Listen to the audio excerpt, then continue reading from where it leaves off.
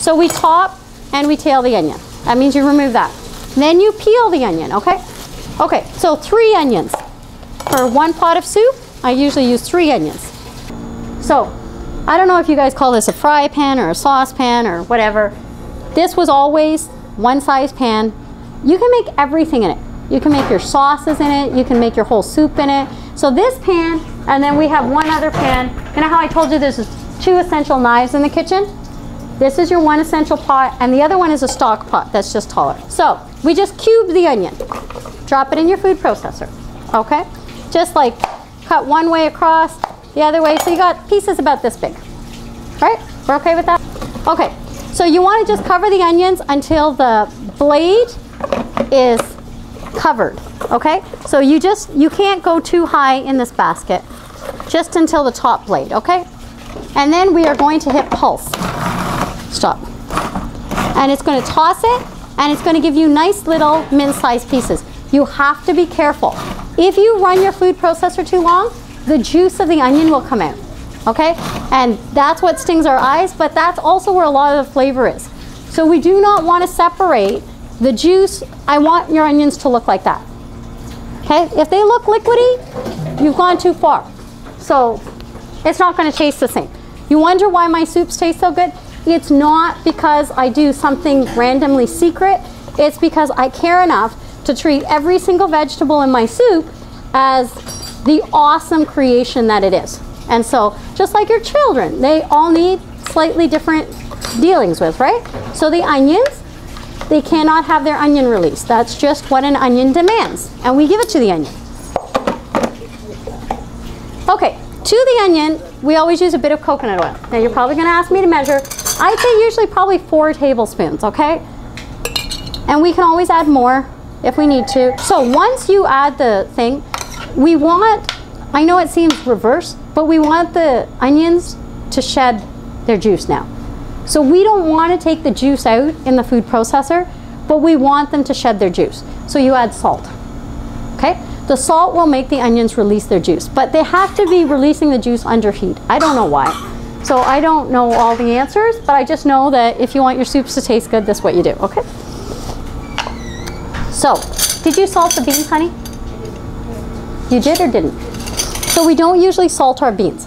So I add to the pot 1 tablespoon of salt for 1 pot of beans, okay? So I add the whole tablespoon in right now. So today, our soup is a green temptation soup because we went with everything green and everything that's local.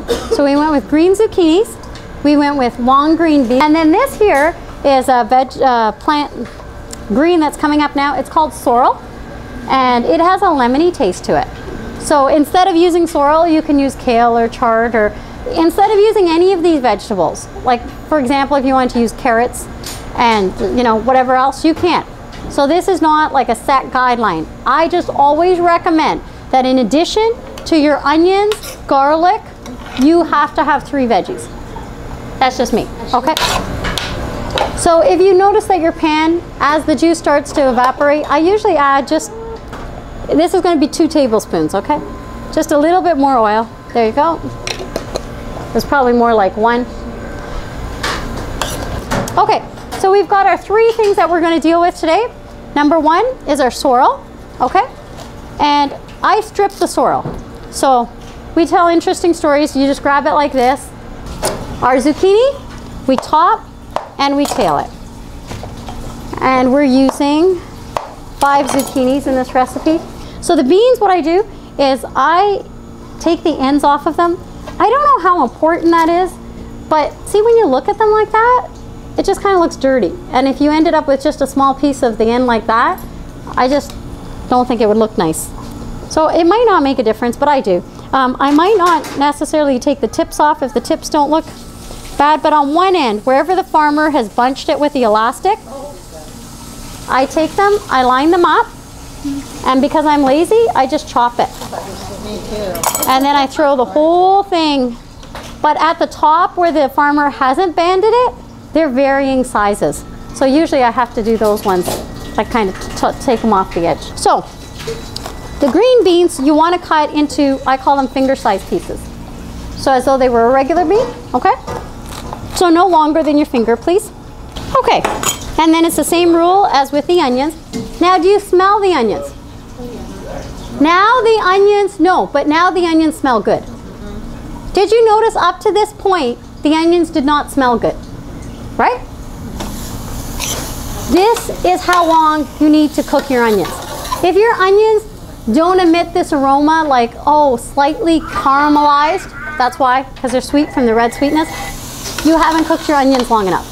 So that's why I said the onions, and that's why I had to cook it in front of you so that you could understand. It's not like some people say that it will look caramelized. The onions don't look caramelized. It's a smell. Didn't the smell change? First it still smelled like raw onions and our eyes were still stinging. But now as this smell goes through the kitchen, our eyes will stop stinging. And you will smell this and you will start to fall in love with your onion again. Okay, so they smell good. All right, at this point should be your signal. Better hurry your booty up because your onions are ready, okay? So if you were politely pecking away at your sorrel, you'll start to speed it along. Okay, at this point, you're going to do just to the top. I know, the temptation is to fill it all the way up. We're not going to. We're going to do exactly the same thing as we did with the onions.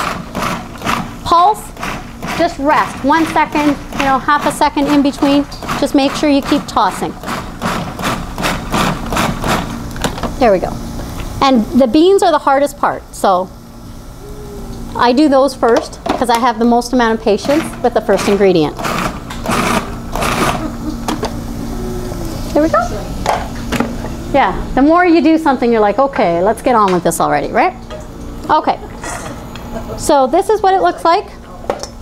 You got some pieces that are longer, some that are kind of shorter, but they all started to water. Did you notice that? I did not wash these, right? This looks dry, this looks glistening.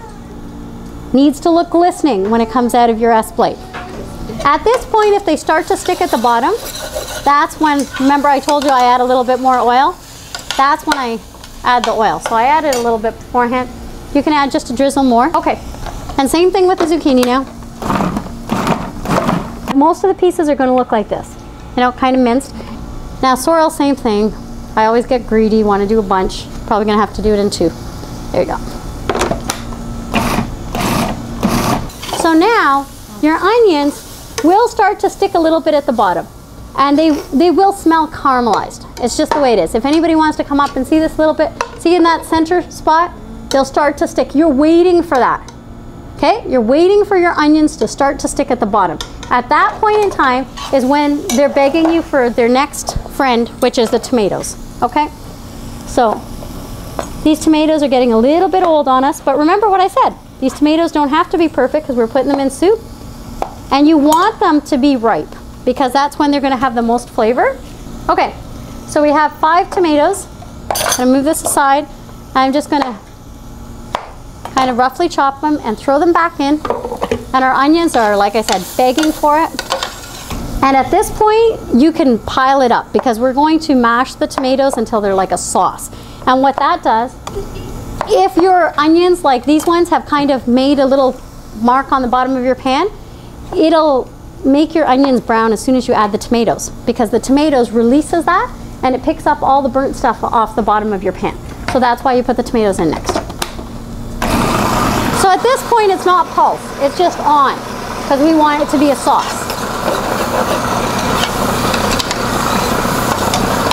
So see how it's kind of black at the bottom of the pot? The tomato will take all that away. And it'll add a really nice, see, some of the onions will be dark like that, and that's okay. So now we're going to just dump in the tomatoes. There we go. Now the tomatoes are this slightly pinky color. And we have to cook the tomatoes until they turn a bright red. So you know how we kind of basically cooked our veggies in our food processor until they changed the color slightly? You want to do the same thing with the tomatoes. So while we're waiting for the tomatoes, we're going to talk about your beans. We use 3 beans today. So that's another thing. Beans are vegetables. So remember I said you have to pick 3 vegetables? Well, lots of times we'll pick different beans. Somebody asked for black-eyed peas. Was it you? It was. So we have black-eyed beans at the bottom, then we did garbanzo beans, then we did mung beans. Okay? This is what your beans look like in this container. This container is not big enough to soak these beans overnight because they will puff out. They won't actually puff out. They'll soak up all the water. You'll fill it up to here. They'll soak up all the water and they'll stop here.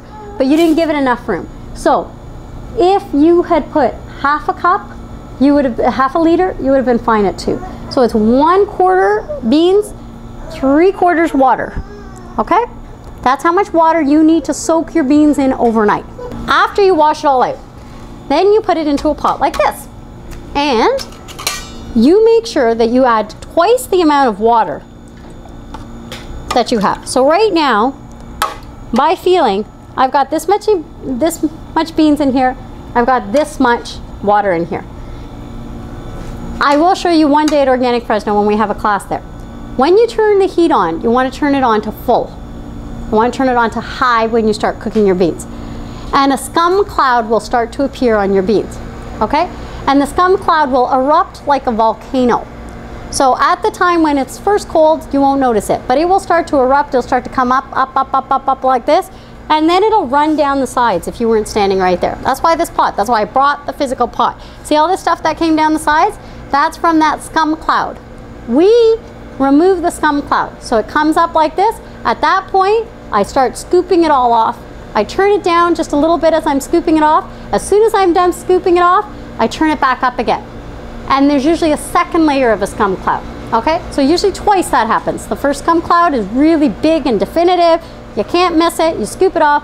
The second time it just seems like, well, that's not so bad, which is fine, just remove it. And then after that, the scum is all gone. And when your scum is all gone, it looks like this, okay? So it just looks like a clear broth. Now my tomatoes are ready. How can I tell my tomatoes are ready? Because it's changed into that deep, rich red color that I told you it would. Okay, so you have to be patient until it becomes that nice, deep, rich red color. You don't touch it. At that point, we add our garlic.